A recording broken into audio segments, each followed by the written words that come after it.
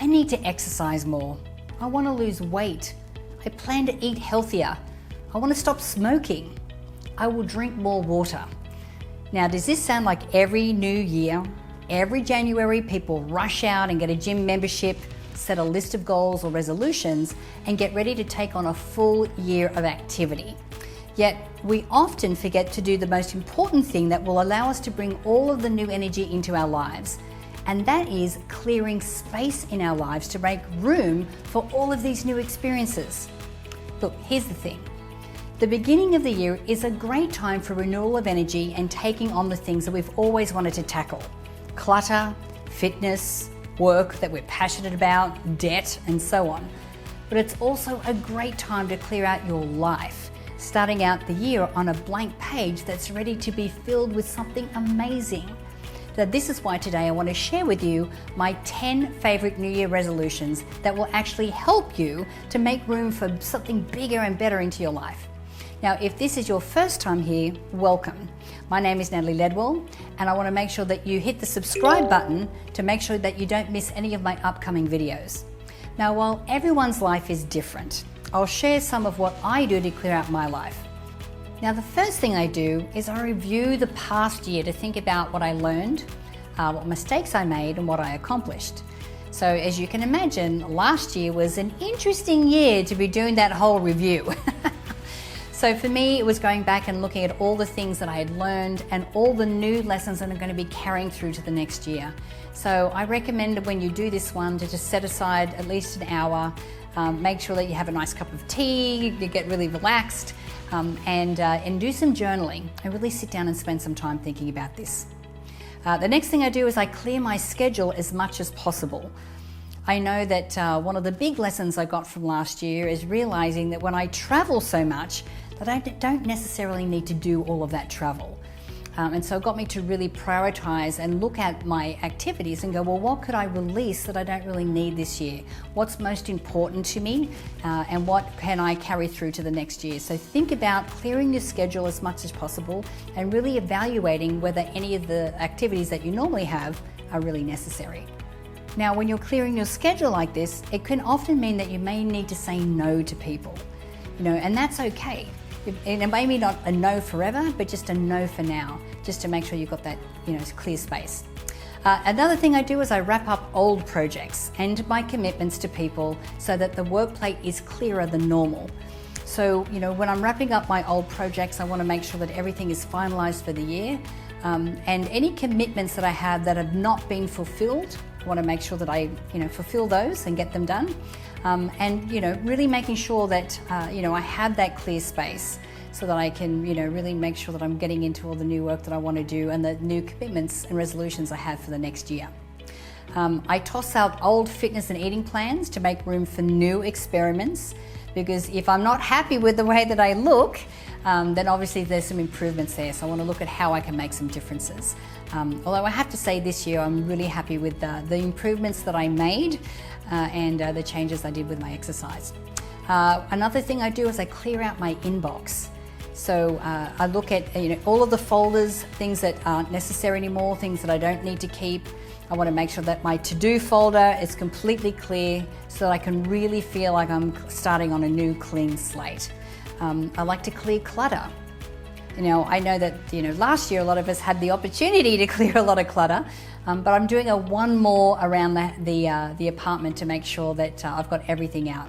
Now, often this actually means taking out boxes or bags of things that I've been meaning to donate, and I have one more closet to go through before I can do all of that.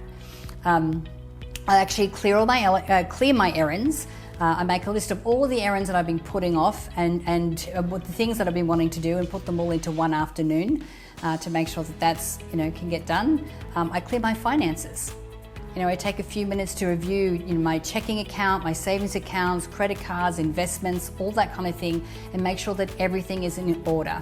And if there are any little things that need taking care of, I do them so that my mind is cleared.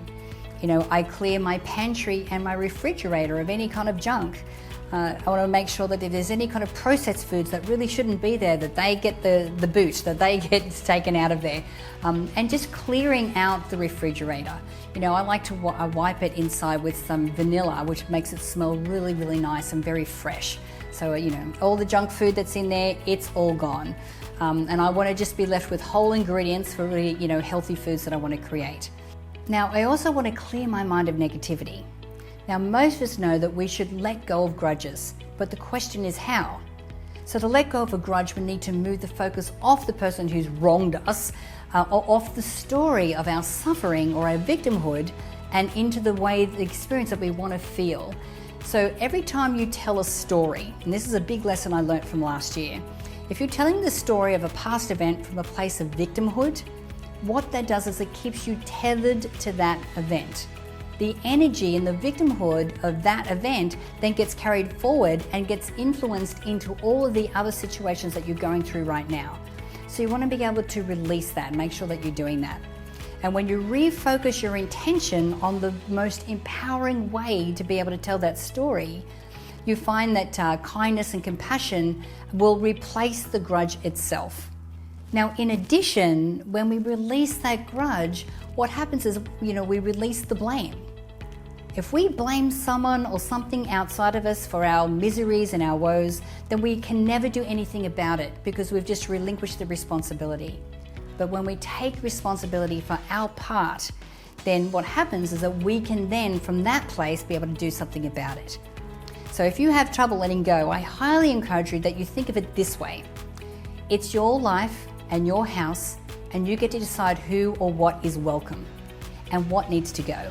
So surrounding yourself with things that you don't want to feel can cause you to feel guilty and only weigh you down. Now, the best way to know what to let go of is to ask yourself these questions. First of all, does this bring me joy? Or does this serve me? Now, if the answer to either of these questions is yes, then it's worthy to keep. But if your answer is no, then follow up with asking, even though I don't love or use this thing or want to be involved in this situation anymore, would someone else like to have it? And if the answer to this question is yes, then you can donate that item or give it away or release whatever it is that's holding you to that past event. So if you still find it hard to let go, remind yourself what you could gain and what your life could look like without all the clutter and the grudges and the past events. You're making more space in your home and your life for the things that you do love. Now, something interesting happens when we make an effort to get our lives and our things organized. We begin to gain energy and focus on what we really love and enjoy when we clear out all of the mess. So now, to help you even further with clearing out your life, and if you ever feel like there's something strong, stubborn, or perhaps unseen holding you back in life, I highly encourage you to click on the description box below and check out our energy clearing system. Now, I'm certain this will help you to break free from all of the blocks and negative charges. And I'd love to know, which of these resolutions will you apply in your life right now? Please comment below. Now, I hope that you've enjoyed this video, and don't forget to subscribe so you don't miss my next video next Wednesday. Again, my name is Natalie Ledwell, and thank you for watching.